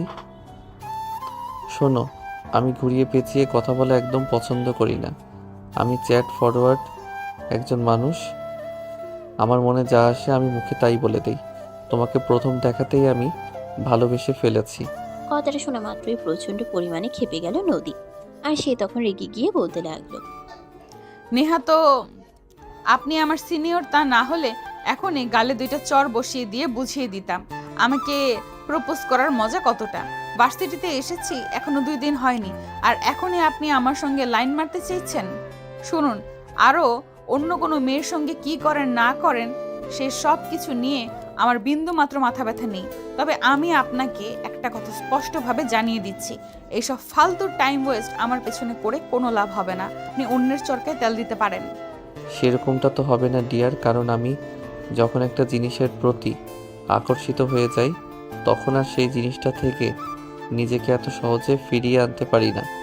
একটু কষ্ট হলেও ওই জিনিসটা আমার লাগবে। কিন্তু দুর্ভাগ্যবশত আপনি হয়তো কোনো দিনই আমার এই পরিকল্পনায় সাকসেসফুল হতে পারবেন না, কারণ আমি আর যাই হোক না কেন কখনো আপনার মতো ফালতু ছেলের সঙ্গে প্রেম বা ভালোবাসার সম্পর্কে নিজেকে জড়াবো না। কারণ যে ছেলে 2 দিনের পরিচয়ে একটা মেয়েকে প্রপোজ করতে পারে সে 2 দিন পরে সম্পর্ক ভেঙে অনেক দূরে চলে যেতে পারে। আমি জানি না তোমার এক্সপেরিয়েন্স কতটুকু, তবে আমি তোমাকে এইটুকু বলতে পারি, তুমি আর 5টা ছেলের সঙ্গে আমাকে মেলাতে যেও না। আমি অন্য সবার থেকে আলাদা। একদম, আমিও সেটাই বলতে চাইছিলাম। সব ছেলেরা শুরুতে এরকমটাই বলে, তারপর 2-3 দিনের মাথায় রুম ডেট আর 4 দিনের মাথায় ব্রেকআপ করে ফেলে রেখে চলে যায়। উফ, তুমি আবার আমাকে ভুল বুঝেছ। আমি তোমাকে সত্য কথা বলছি, আমি তোমায় অনেক বেশি ভালোবাসি। তোমার সঙ্গে আমি কোনো টাইম পাস করতে আসিনি, কোনো মজা নিতে আসিনি। শোনো, জীবনে অনেক মেয়ের সঙ্গে প্রেম করেছি, কিন্তু এই প্রথমবার তোমাকে দেখে আমি ভালোবেসে ফেলেছি। ভালোবাসার প্রেম দুটি সম্পূর্ণ আলাদা জিনিস। আমি যদি তোমার প্রেমে পড়তাম তাহলে মনে করতাম আমার আবেগ আমাকে এই কাজটা করতে বাধ্য করেছে, কিন্তু আমি তোমায় ভালোবেসে ফেলেছি। দেখুন, আমি সত্যি বলছি, আপনার সঙ্গে ফালতু কথা বলে সময় নষ্ট করার কোনো ইচ্ছে আমার নেই। আমার ক্লাসের টাইম হয়ে গেছে, আপনি আমার পথ থেকে সরে দাঁড়ান, তা না হলে কিন্তু আমি ভার্সিটির প্রিন্সিপালের কাছে আপনার নামে কমপ্লেন করতে বাধ্য হব, আর আশা করি সেটা আপনার জন্য খুব ভালো হবে না। তখনই একটা মেয়ে এসে নদীর পাশে দাঁড়ায় আর নদীকে বলতে থাকে, এই ফ্রেন্ড, কি অবস্থা, কেমন আছো? হাই, এই তো আলহামদুলিল্লাহ ভালো, তোমার কি অবস্থা? আলহামদুলিল্লাহ। চলো, ক্লাসে টাইম হয়ে গেছে, ক্লাসে যাওয়া যাক। তাই? হ্যাঁ তাই, চলো। আমিও ক্লাসের দিকেই করছিলাম, আর তখনই তুমি চলে আসলে। যাই হোক, ভালোই হলো। এই বলে নদী আর তার বান্ধবী রিয়া নিজেদের ক্লাসে চলে গেল। আর এদিকে আয়ান তখনও সেখানেই দাঁড়িয়ে রইল আর নদীর চলে যাওয়া দেখছিল। তখনই পিছন থেকে তার এক বন্ধু তার কাঁধে হাত রেখে বলতে থাকে, দোস্ত, এভাবে হতাশ হলে চলবে না, হাল ছেড়ে দিলে চলবে না, তোকে জিততে হবে আর জিতে দেখাতে হবে। আমরা তোর পাশে আছি, আমরা সব রকম হেল্প করবো তোকে। তোরা আর কি হেল্প করবি? ও তো আমাকে কোনো পাত্তাই দিল না। আমার কথা কি কোনো গুরুত্ব না দিয়ে এখান থেকে চলে গেল। আমি বুঝতে পারছি না কেন করছে আমার সঙ্গে এরকম। কাম অন ডিয়ার, ওরা মেয়ে মানুষ, ওরা একটু এরকম করবে, কিন্তু তাই বলে হাল ছেড়ে দিলে চলবে নাকি? ওদের পিছনে আছার মতো লেগে থাকতে হবে, তবেই না ওরা পড়বে। কিন্তু দোস্ত, তুই তো খুব ভালো করে জানিস একটা জিনিসের পিছনে বেশি দিন লেগে থাকার অভ্যাস আমার নেই। তবে এই মেয়েটাকে একটু হার্ড বলেই মনে হচ্ছে। কিভাবে খুব তাড়াতাড়ি ওর মন গলাতে পারবো সেই ট্রিক তোদের জানা থাকলে আমাকে বল। ও, সব কিছু তো আমাদের জানা নেই। তুই তো খুব ভালো করেই জানিস কোনো মেয়ে আমাদের সঙ্গে সহজে প্রেম করতে চায় না, আর সেজন্যই আমরা প্রেমের ট্রিক্স সম্পর্কে জানি না। তবে আমার মনে হয় অন্য কোনো কিছু ট্রাই করতে হবে নতুনভাবে। কি ট্রাই করা যায় বল তো? আরে দোস্ত, পেয়ে গেছি আইডিয়া। সামনে তো নবীনবরণ অনুষ্ঠান আছে, সেদিন তুই ওকে প্রপোজ করবি, আর এমনভাবে প্রপোজ করবি যাতে না বলতে পারে। হ্যাঁ দোস্ত, সূর্য একদম ঠিক কথাই বলেছে। তুই ওই দিন ওই মেয়েটাকে প্রপোজ করবি, আমার মনে হয় তাহলে রাজি হয়ে যাবে। আচ্ছা ঠিক আছে, আমিও আল্লাহর কাছে প্রার্থনা করছি তোদের দোয়া যেন কবুল হয়। আল্লাহ যেন আমার মনের কথা শুনতে পান আর আমার ভালোবাসার পছন্দের মানুষটাকে আমার কাছে ফিরিয়ে দেন। এই বলে তার বন্ধুদেরকে নিয়ে ক্লাসরুমে চলে গেল। এরপর দিনগুলো এভাবেই চলছিল। আয়ান প্রতিদিন ভার্সিটিতে এসে নদীর সঙ্গে কথা বলার চেষ্টা করত, কিন্তু নদী কোনোভাবে আয়ানের সঙ্গে গায়ে পড়ে সেরকম কোনো কথা বলতো না। বরঞ্চ সে সবসময় আয়ানের থেকে নির্দিষ্ট একটা দূরত্ব বজায় রাখে চলার চেষ্টা করত। আর এই বিষয়গুলো আয়ানকে আরো অনেক বেশি কষ্ট দিচ্ছিল। সে কোনোভাবেই নদীর অবহেলা তাকে এড়িয়ে চলা এসব কিছু মেনে নিতে পারছিল না। তাই সে তার বন্ধুকে বলতে লাগলো, দোস্ত, তোরা কিছু একটা কর। আমি এই অবহেলা আর মেনে নিতে পারছি না। কেন করছে ও আমার সঙ্গে এরকম? কেন বারবার আমাকে অবহেলা করছে? কেন আমার সঙ্গে একটাবার কথা বলারও চেষ্টা করছে না? ভাই বেটা, তোকে বললাম তো, এভাবে হাল ছেড়ে দিলে চলবে না। আঠার মতো পিছনে লেগে থাকতে হবে। আজ না হোক কাল রাজি তো হয়েই যাবে তুমি, আর রাজি হতেই হবে। রাজি না হয়ে তো আর কোনো উপায় নেই। আরে বেটা, আমার ভিতরটা পুরো ছারখার হয়ে যাচ্ছে। কবে রাজি হবে আর কবে আমি আমার কলিজাটাকে ঠান্ডা করব? দোস্ত, তুই এখন চিন্তা করিস না। তোর হয়ে আমরা সব রকম চেষ্টা করছি আর করে যাব। এই বলে সূর্য আর রাফি আর তার অন্যান্য বন্ধুরা সবাই মিলে আয়ানকে সান্ত্বনা দিয়ে তাদের ক্লাসরুমে নিয়ে গেল। ক্লাসরুমে যাওয়ার কিছুক্ষণের মধ্যেই ক্লাস টিচার চলে আসে আর সবাই মিলে ক্লাসে মনোযোগ দিল। এভাবে দেখতে দেখতে বেশ কিছুদিন চলে গেল। আঠার মতোই নদীর পিছনে লেগে আছে, কিন্তু নদীর কোনো সারা শব্দ নেই। এই ব্যাপারটা আয়ানকে খুবই ব্যথিত করছে। আয়ান নদীর এই অবহেলা আর মেনে নিতে পারছে না। তার যেন মন চাইছে এক্ষুনি জোর করে নদীকে দিয়ে সে তার ভালোবাসার কথাই স্বীকার করিয়ে নেবে, কিন্তু এটা সম্ভব নয়। নদী যথেষ্ট রাগী একটা মেয়ে। তাকে দিয়ে জোর করে কোনো কিছু করানো একেবারেই অসম্ভব। তাই আয়ান তার বন্ধুদেরকে বলতে থাকে, দোস্ত, কিভাবে কি করব কিছুই তো বুঝতে পারছি না। মেয়েটাকে এখনো পটাতে পারলাম না। তোরা প্লিজ আমার জন্য কিছু একটা তো কর। আচ্ছা দোস্ত, ঠিক আছে, কোনো সমস্যা নেই। আজ তোর হয়ে আমরা নদীর সঙ্গে কথা বলবো। আজ এটার এসপার ওসপার কিছু একটা করেই ছাড়বো। হয় তোর সঙ্গে প্রেম করবে, নয়তো এই ভার্সিটি ছেড়ে চলে যাবে। ভার্সিটি ছেড়ে চলে যাওয়ার কথাটা শুনতেই আয়ানের মুখটা গম্ভীর হয়ে গেল। আর সে তার বন্ধুকে বলতে লাগলো, দোস্ত, এরকম কথা বলিস না। এসব কথা শুনতে একদম ভালো লাগে না। ও যদি এখান থেকে চলে যায় তাহলে তো আমি ওকে পাওয়ার সমস্ত আশাই হারিয়ে ফেলবো। আমি তো আর ওকে কোনোদিনও খুঁজে পাবো না। তাহলে তোরা কেন এরকম কথা বলছিস? আরে ভাই, এটা তো আমরা কথার কথা বললাম। তুই আমাদের উপর একটু ভরসা কর, আমরা তোর ভালোবাসাকে পেতে সব রকম সাহায্য করব। আমরা আজকে এই নদীর সঙ্গে কথা বলবো, এটা তো তোকে কথা দিয়েছি, তাই নয় কি? তুই একটু নিশ্চিন্তে থাক আর তোর মাথাটা ঠান্ডা রাখ। এই বলে তার বন্ধুরা অপেক্ষা করতে লাগলো কখন নদী ভার্সিটিতে আসবে। প্রায় 10 মিনিট পর নদী একা একা ভার্সিটির ক্যাম্পাসে প্রবেশ করছিল। তখনই আয়ানের সব বন্ধুরা নদীকে গিয়ে ঘিরে ধরলো। এতগুলো ছেলের নদীকে ঘিরে ধরেছে এটা দেখে নদী কিছুটা ভয় পেয়ে গেল আর বলতে লাগলো, কি হয়েছে তোমাদের? তোমরা সবাই মিলে এইভাবে আমাকে ঘিরে ধরেছো কেন? আমরা তোমাকে কিছু বলতে চাই। আজ তোমাকে একটা সিদ্ধান্ত নিতে হবে। হয়তো তুমি এই ভার্সিটিতে থাকবে, নয়তো এই ভার্সিটি ছেড়ে চলে যাবে। আপনার কি আমাকে মগের মুল্লুক পেয়েছেন নাকি? আপনাদের কথায় আমি ভার্সিটি ছেড়ে চলে যাব? ভার্সিটি কি আপনাদের বাপদাদা সম্পত্তি নাকি? দেখো, আমরা তোমার সিনিয়র, তাই আমাদের সঙ্গে এরকম ব্যবহার করবে না। নিহাত তোমাকে আমাদের বন্ধু পছন্দ করে, তাই বলে তোমার সঙ্গে এভাবে ভদ্র ভাষায় কথা বলছি। তা না হলে তোমার সঙ্গে এরকম কিছু করতাম যেটা তুমি কল্পনা করতে পারবে না। ও আচ্ছা, তাই বুঝি। তাহলে আপনারা কি করবেন আমি সেটাই দেখতে চাই। আমি দেখতে চাই আপনাদের ক্ষমতা কতটা, আর তারপর আমি আপনাদের আমার ক্ষমতা দেখাবো। কি করবে তুমি প্রিন্সিপাল স্যারের কাছে আমাদের নামে বিচার দিবে, আমাদেরকে টিসি ধরিয়ে দিবে, ঠিক আছে, কোনো সমস্যা নেই। তবে আমাদের সামনে আমাদের বন্ধু এভাবে এত কষ্ট পাবে, সেটা আমরা মেনে নিতে পারবো না। তুমি বলো, তুমি আয়নের সঙ্গে সম্পর্ক যেতে রাজি হবে কি হবে না? পাগলের বন্ধুরা সব সময় পাগলই হয়। তার সঙ্গে যে কয়টা চলাচল করে সব কয়টাই তার ছিঁড়া। এটা আপনারা আবারও প্রমাণ করে দিলেন। আপনারা ভাবলেন কি করে আপনারা আমাকে এইভাবে থ্রেট দিবেন আর আমি আপনাদের বন্ধুর সঙ্গে প্রেম করতে রাজি হয়ে যাব? আমাকে পাগলা কুত্তা কামড়ায়নি, বুঝতে পেরেছেন? ও আচ্ছা, ঠিক আছে, বুঝতে পেরেছি, কোনো সমস্যা নেই। তবে আজ তোমার সঙ্গে এমন কিছু হবে যেটা তুমি কখনো কল্পনাও করনি। মানে আপনারা কি বলতে চাইছেন আমি কিছুই বুঝতে পারছি না। আপনারা কি আমার সঙ্গে খারাপ ব্যবহার বা খারাপ কিছু করার চিন্তা ভাবনা করছেন নাকি? তখনই সবাই মিলে একসঙ্গে হাসতে হাসতে নদীকে উদ্দেশ্য করে বলতে থাকে। পাগল তুমি, নাকি তোমার মাথা খারাপ? আমরা তো সেটাই বুঝতে পারছি না। যেখানে তোমাকে আমার বন্ধু পছন্দ করে আর ভালোবাসা, সেখানে তোমার সঙ্গে আমরা খারাপ কিছু করব, এটা তুমি ভাবলে কি করে?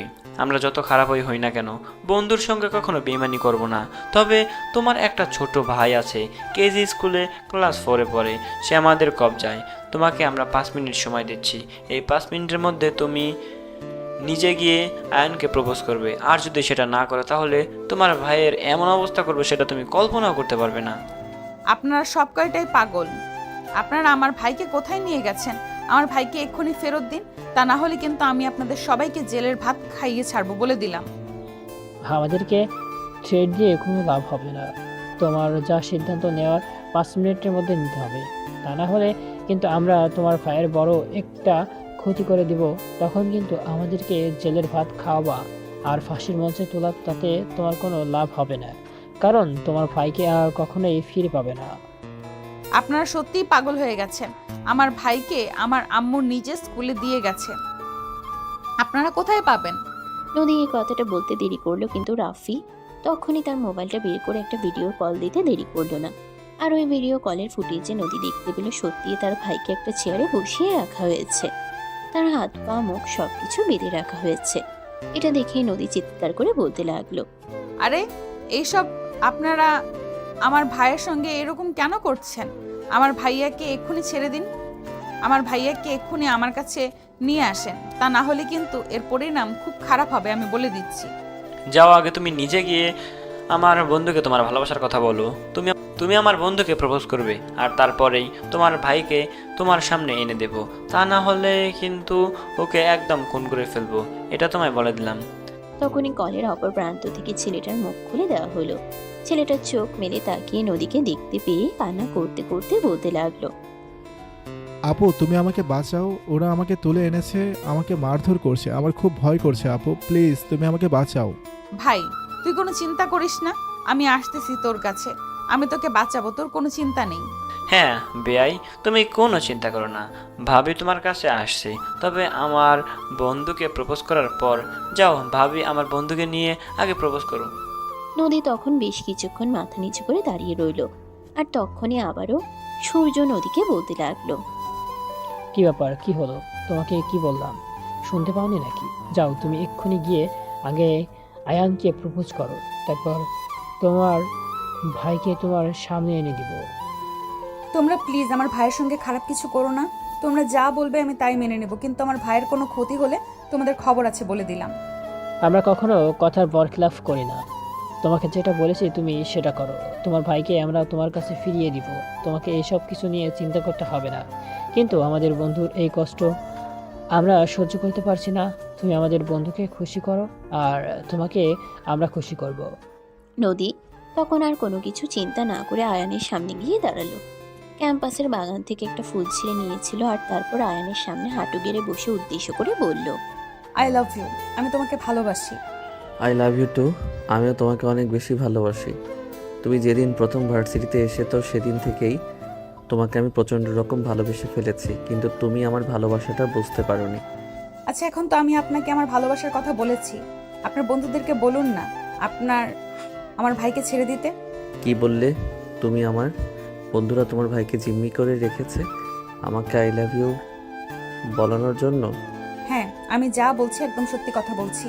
আপনার বন্ধুরা সবাই মিলে আমার ভাইকে জিম্মি করে রেখেছে, আমি যেন আপনাকে আই লাভ ইউ বলি, তা না হলে তারা আমার ভাইকে কোনোভাবেই ছেড়ে দেবে না। ঠিক আছে, দাঁড়াও, আমি এখনই ওদের সঙ্গে কথা বলছি। এই বলে আয়ান সেখান থেকে তার বন্ধুদের কাছে চলে গেল, আর তারপর বলতে লাগলো। কী রে দোস্ত, আমি সব কি শুনছি? তোরা কেন নদীর ভাইকে জিম্মি করে রেখেছিস? দোস্ত, তোকে বলছিলাম না, যেভাবে হোক তোর ভালোবাসা তোকে পাইয়ে দিব, আর একটু আমাদেরকে কি বলতে হয়েছে এবার, তা না হলে মেয়েটা কোনোভাবে তোকে ভালোবাসার কথা বলতে রাজি হতো না। এই বলে তারা আয়ানকে নিয়ে নদীর সামনে এসে দাঁড়ায়, আর তারপর বলতে থাকে। দেখো, আমরা তোমার ভাইকে ফিরে দিচ্ছি, কিন্তু তার মানে এই নয় তুমি যেটা বলেছো সেটা ভুলে যাবে। এখন থেকে তুমি আমার বন্ধুর গার্লফ্রেন্ড, তুমি ওর সঙ্গে সব সময় ভালো ব্যবহার করবে, ওকে খুশি রাখবে, এটা তোমার দায়িত্ব। ঠিক আছে, আপনারা যা বলবেন আমি তাই মেনে নেব। তার আগে আপনারা আমার ভাইকে ছেড়ে দিন। আমার ভাইয়ের কষ্ট আমি সহ্য করতে পারি না। আমার একমাত্র ভাই, তার কোনো কষ্ট হলে সেটা আমার কলিজায় লাগে। অতঃপর আয়ানের বন্ধুরা নদীর ভাইকে ছেড়ে দিল আর নদীর কাছে নিয়ে আসলো। নদী তার ভাইকে পেয়ে জড়িয়ে ধরে একদম কান্না করে দিল। আই এম সরি ভাই, আমার জন্য তোর এই সমস্যায় পড়তে হলো। আমাকে প্লিজ তুই ক্ষমা করে দিস, আমার উপর কোনো অভিযোগ রাখিস না। ঠিক আছে আপু, তুমি এখন আমাকে নিয়ে বাসায় চলো। আমি এখানে আর এক মুহূর্ত থাকবো না, ওরা সবাই খুব খারাপ। নদী তখন তার মুখে হাত দিয়ে থামিয়ে দিল আর তারপর ভাইকে নিয়ে বাসায় চলে গেল। এরপর থেকে আয়ান আর নদীর সম্পর্কটা মোটামুটি স্বাভাবিক হয়ে আসে। সেখানে তার বন্ধুদের ভূমিকাই সবচাইতে বেশি ছিল। তারা সবসময় নদীকে ট্রেড দিত। যদি নদী আয়ানের সঙ্গে সম্পর্ক খারাপ করে তাহলে তারা নদীর ফ্যামিলির ক্ষতি করবে। এভাবে দেখতে দেখতেই 3টা বছর কেটে গেল। নদী অনার্স 3rd সেমিস্টার আর আয়ান ফাইনাল সেমিস্টার কিছুদিনের মধ্যেই পরীক্ষা শেষ হয়ে গেল।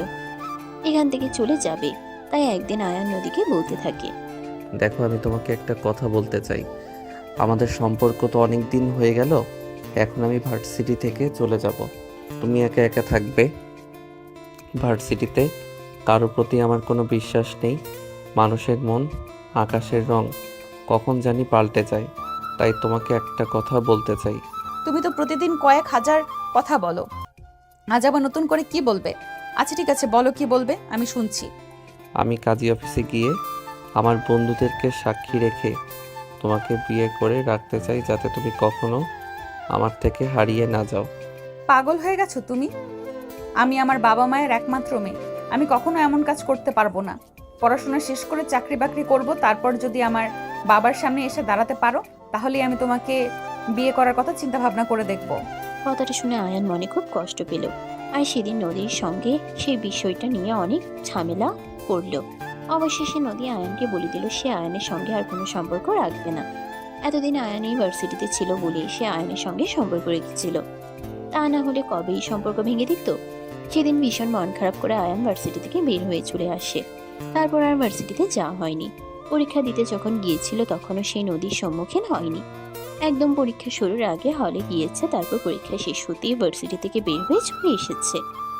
আর এরপর চলে গেছে দীর্ঘ 1 বছর। আয়ান অনার্স কমপ্লিট করেছে, একটা কোম্পানিতে চাকরি নিয়েছে। আর তারপরেই 6 মাস পর নদীর সঙ্গে আয়ানের দেখা হয়। তারপর যা হলো সেটা তো আপনারা দেখতেই পেলেন। তো ভিউয়ার্স, অতীতের কথা তো অনেক বললাম, এবার চলুন বর্তমান সময়ে কিছু কথা আপনাদের সঙ্গে শেয়ার করা যাক। সেদিন আয়ান মোবাইলে অ্যালার্ম দিয়ে তারপর ঘুমালো, যাতে সকালবেলা সঠিক সময়ে ঘুম থেকে উঠতে পারে এবং সময় মতো অফিসে পৌঁছাতে পারে। অ্যালার্ম বাজলো সকাল 8টায়। আয়ান অ্যালার্মের শব্দ শুনে ঘুম থেকে উঠে গেল। তারপরে ফ্রেশ হয়ে রেডি হয়ে অফিসের জন্য তৈরি হয়ে রুম থেকে বের হলো। খাবার টেবিলে আয়ানের ছোট বোন তিশা আর তার বাবা একসঙ্গে বসে নাস্তা করছিল। আয়ানকে এত তাড়াতাড়ি ঘুম থেকে উঠে নাস্তার টেবিলে আসতে দেখে তৃষা বলতে লাগলো, কি ব্যাপার, আজ সূর্য কোন দিকে উঠেছে সেটাই তো বুঝতে পারছি না। তুই এত সকাল সকাল ঘুম থেকে উঠে গেলি। আমি তো ভেবেছিলাম নাস্তা শেষ করে তারপর তোমাকে গিয়ে ডাক দেব। আচ্ছা, তোরা সবাই আমাকে কী ভাবিস বলতো শুনি? আমি কি সকাল সকাল ঘুম থেকে উঠতে পারি না নাকি? অফিসে গিয়ে প্রতিদিন বসের কাছে বকা শুনতে হয়, তাই তো আজ একটু কষ্ট করে মোবাইলে অ্যালার্ম দিয়ে রেখেছিলাম, সেই জন্যই সময় মতো উঠতে পেরেছি। ও, তাহলে সব গুণ ওই মোবাইল অ্যালার্মে। যাই হোক, তুমি সকাল সকাল ঘুম থেকে উঠতে পেরেছো, এইটাই অনেক। আম্মু, এই আম্মু, তোমার ছেলেকে নাস্তা দাও। ছেলেরা তো এখনো ঘুম থেকে ওঠাই সময় হয়নি, তাহলে নাস্তা কাকে দেব? তুই নাস্তা শেষ করে তারপর আয়ানকে ঘুম থেকে ডেকে তুল। আরে আম্মু, তুমি কেন আমার কথা বিশ্বাস করতে চাচ্ছ না? আমি যা বলছি একদম সত্যি কথা বলছি। আমার কথা যদি তোমার বিশ্বাস না হয় তাহলে তুমি নিজেই ডাইনিং টেবিলে এসে দেখে যাও, তোমার ছেলে ঘুম থেকে উঠে গেছে। এই কথাটা সত্যি সত্যি আয়ানের আম্মুর বিশ্বাস হচ্ছিল না, তাই তিনি নিজেই কিচেন থেকে ডাইনিং টেবিলে আসলেন আর আয়ানকে খাবার টেবিলে দেখে তিনি বলতে লাগলেন, ওমা, সত্যি বুঝি আজ আমার ছেলেটা এত সকাল সকাল ঘুম থেকে উঠে গেছে? আমি তো নিজের চোখকে বিশ্বাস করতে পারছি না। আম্মু, তোমরা সবাই আমার সঙ্গে এরকম আচরণ কেন করছো? আমি তো সেটাই বুঝতে পারছি না। আমি এখন আর ছোট বাচ্চা নই। আমি একটা কর্পোরেট অফিসে চাকরি করি। আমাকে এখন টাইম মেনটেন করা শিখতে হবে। তাই আজ সকাল সকাল ঘুম থেকে উঠে গেছি। দাও তাড়াতাড়ি আমাকে নাস্তা দাও। প্রতিদিনের মতো লেট করে অফিসে গেলে চলবে না, কারণ অফিসে এখন অনেক নতুন কর্মচারী নিযুক্ত হয়েছে। তারা সময় মতো অফিসে চলে আসে, তাই আমাকেও সময় মতো পৌঁছাতে হবে। ও মা, এতদিন পর তোর মনে হলো সময় মতো অফিসে যাওয়া উচিত? আমি তো ভাবতাম তোর জন্যই হয়তো অফিসটা তোর সময় মতো চলে, তাই তো তোকে কখনো কোনো কিছু বলতাম না। যাই হোক, এখন তুই এটা বুঝতে শিখে গেছিস যে অফিসে সময় মতো যেতে হয়, এতেই আমরা সবাই অনেক খুশি। আম্মু, ফাজলামো বাদ দিয়ে আমাকে নাস্তা দিবে নাকি আমি নাস্তা না করে চলে যাব? আয়ানের আম্মু তখন আর কোনো কথা না বলে নাস্তার টেবিলে নাস্তা দিলে আয়ান নাস্তা খেয়ে অফিসে চলে আসলো। আজ ঠিক ঠিক অফিস শুরুর 5 মিনিট আগে আয়ান অফিসে এসে পৌঁছে গেছে। নদী অফিসে এসে দেখতে পায় আয়ান আজ তার আগে অফিসে চলে এসেছে। এটা দেখে নদী আয়ানের কেবিনে গিয়ে বলতে থাকে, বাবা, মহারাজার ঘুম থেকে আজ সকাল সকাল ভেঙে গেছে। তোমাকে আমি বলেছিলাম না আজ আমি তোমার আগে অফিসে এসে পৌঁছাবো? হ্যাঁ, সেটাই তো দেখেছি। আজ সূর্য মনে হয় পশ্চিম দিক থেকে উঠেছিল, তাই। দেখো, একদম মেজাজ খারাপ করবে না বলে দিলাম। চুপচাপ এখান থেকে চলে যাও। যাব না আমি। কি করবে তুমি? তোমার মাথা ফাটিয়ে ফেলবো। তুমি কেন আমার পিছনে এভাবে লেগে পড়ে আছো? বলো তো কি সমস্যা তোমার? সব সমস্যার কথা তোমাকে বলে দিতে হবে নাকি? সব সমস্যার কথা যদি তোমাকে আমার বলে দিতে হয়, তাহলে তুমি কেমন পুরুষ মানুষ? এই মেয়ে পুরুষত্ব নিয়ে কথা বলবে না, তাহলে কিন্তু একদম দেখিয়ে দেবো বলে দিলাম। কি দেখাবে তুমি আমাকে? দেখাও দেখি। আমিও চাই তুমি আমাকে কি দেখাতে পারো। বলতে আয়ান সঙ্গে সঙ্গে নিজের চেয়ার থেকে উঠে গিয়ে কেবিনের দরজাটা বন্ধ করে দিল। এটা দেখে নদী একটু ভয় পেয়ে গেল আর বলতে লাগলো, এসব কি করছো? তুমি কেবিনের দরজা কেন বন্ধ করছো? ও মা, এখন কেন ভয় পাচ্ছ? তুমি না একটু আগে আমার পুরুষত্ব দেখতে চাইলে? এখন তোমাকে আমি আমার পুরুষত্ব দেখাবো। এই না, তুমি একদম আমার কাছে আসবে না। এই বলে নদী নিজেকে বাঁচানোর জন্য পিছনে যেতে থাকে, কিন্তু যাবে আর কোথায়, দেয়ালে আটকে গেল। আর অমনি আয়ান তাকে ধরে ফেললো, একদম নিজের বুকের সঙ্গে মিশিয়ে নিয়ে তার 2 ঠোঁটে নিজের 2 ঠোঁট ডুবিয়ে দিল। প্রায় 5 মিনিট ধরে চুমু খাওয়ার পর ছেড়ে দিল। কি এবার তো বিশ্বাস হলো আমি পুরুষ? নদী কোনো কথা বলছে না, চুপচাপ দাঁড়িয়ে আছে। কি হলো, কথা বলছো না কেন? তুমি না আমার পুরুষত্ব দেখতে চাইছিলে? পুরুষত্ব বুঝি এটা দিয়ে প্রমাণ করে? আর তুমি যেভাবে কি স্কুলে একটা 10 বছরের ছেলেও এর চাইতে ভালো কিস করতে পারে। ও আচ্ছা, তাই বুঝি। ঠিক আছে, তাহলে তোমাকে দেখাচ্ছি মজা।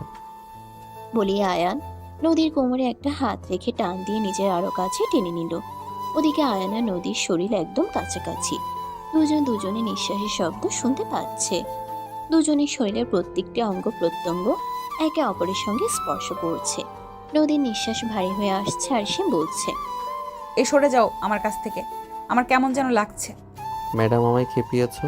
তুমি এখন বুঝতে পারবে মজা। বলে আয়ান নদীর কানের কাছে চুলগুলো সরিয়ে দিয়ে সেখানে আলতো করে চুমু দিতে থাকে। আর আয়ানের প্রত্যেকটা স্পর্শ পেয়ে নদীর শরীরে অন্যরকমের শিহরণ অনুভূত হতে থাকে। নদী নিজেকে আর কোনোভাবে কন্ট্রোল করতে পারছিল না। সে আয়ানকে বলতে লাগলো, এ কি করছো তুমি? ভালোবাসা দিচ্ছি, যেটা 1 বছর আগে হালালভাবে চাইলেও পাইনি, আর আজ সেটা জোর করে আদায় করে নেব। এই বলে আয়ান নদীকে আর কোনো কথা বলার সুযোগ না দিয়েই নদীকে নিয়ে ভালোবাসার মহাসমুদ্রে ডুবে গেল। প্রায় আধা ঘন্টা পর কেউ আয়ানের কেবিনের দরজায় নক করলে আয়ান নদীকে ছেড়ে দিয়ে উঠে দাঁড়ায়। নদীর কাপড় ঠিক করে নিতে বলে। নদী নিজের কাপড় চোপড় ঠিক করে নেয়।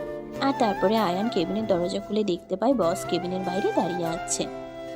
আয়ান তখন আমতা আমতা করে বলতে থাকে, বস, আপনি এখানে? হ্যাঁ, আমি এখানে। ছি ছি আয়ান, তুমি এতটা নিছো, এটা তো আমি ভাবতেও পারিনি। তুমি আমার বন্ধুর মেয়েটার সঙ্গে এরকমটা করতে পারলে। এখন আমি আমার বন্ধুকে কি জবাব দিব? তখনই পিছন থেকে নদী এসে বসকে বলতে থাকে, আঙ্কেল, ওর কোনো দোষ নেই। এখানে যা হয়েছে আমার সম্মতিতেই হয়েছে, আর কারোর কাছে জবাব দেওয়ার কোনো কিছুই নেই। আমরা দুজনকে ভালোবাসি, আর খুব তাড়াতাড়ি আমরা বিয়ে করে ফেলবো। কথাটা শুনে বস তাদের দুজনকে নিজের কেবিনে নিয়ে গেল আর বলতে লাগলো, দেখো তোমরা দুজন দুজনকে ভালোবাসো সেটা আমাকে আগেই বলতে পারতে। আমি তো ভেবেছিলাম তুমি নদীর সঙ্গে জোর করে নিজের রাগ মেটানোর জন্য এসব কিছু করছো। যাই হোক, তোমাদের কোনো চিন্তা নেই, আমি নিজে দাঁড়িয়ে থেকে তোমাদের বিয়ে দেবো। এরপর নদী আর আয়ান দুজনেই বসের কেবিন থেকে বের হয়ে চলে গেল। তারপর কিছুদিনের মধ্যেই বস আয়ানের বাবা মা এবং নদীর বাবা মার সঙ্গে কথা বলেন। তারপর পারিবারিকভাবেই তাদের বিয়ের অনুষ্ঠান সম্পন্ন করেন। আজ তাদের বাসর রাত। নদী বাসর ঘরে বসে আয়ানের জন্য অপেক্ষা করছে। রাত 12টা বাজে। আয়ান বাসর ঘরে প্রবেশ করে। আয়ানকে দেখা মাত্রই নদী বিছানা থেকে নেমে বলতে লাগলো, এতক্ষণে তোমার আসার সময় হলো? আমি সেই কখন থেকে তোমার জন্য অপেক্ষা করছি। ওমা, এত তাড়াহুড়োর কি আছে? বাসর তো আগেই করে ফেলেছি। দূর শয়তান, তোমার একটুও লজ্জা নেই। বলতে আয়ান নদীকে টান দিয়ে নিজের বুকের সঙ্গে মিশিয়ে নিল আর নদীর কপালে আলতো করে একটা ভালোবাসার পরশিকে দিয়ে বলল, সারা জীবন ভালোবেসে থাকবে তো আমার পাশে, নাকি কখনো আমায় একা করে চলে যাবে? কখনো তোমায় ছেড়ে যাব না মেরা জান। সারা জীবন ভালোবেসে তোমার পাশেই থেকে যাব। অসম্ভব ভালোবাসি তোমায়, আর তোমার ভালোবাসায় ভালোবেসে ভালো থাকতে চাই। এই বলে দুজন দুজনকে জড়িয়ে ধরে আর ভালোবাসার আলিঙ্গন করতে থাকে। সুপ্রিয় ভিউয়ার্স, আমাদের আজকের গল্পটা এই পর্যন্তই ছিল। গল্পটা আপনাদের কাছে কেমন লেগেছে ছোট্ট একটা কমেন্টে জানাবেন। ভালো লাগলে লাইক, কমেন্ট অ্যান্ড শেয়ার করে পাশেই থাকবেন। নিত্য নতুন ভালোবাসার গল্প পেতে আমাদের এই চ্যানেলটিকে সাবস্ক্রাইব করবেন। এতক্ষণ সাথে থাকার জন্য ধন্যবাদ। সবাই ভালো থাকবেন, সুস্থ থাকবেন। আবার দেখা হবে নতুন কোনো এক ভালোবাসার গল্পে। সে পর্যন্ত সবাই অপেক্ষায় থাকুন। আল্লাহ হাফেজ। সমাপ্ত।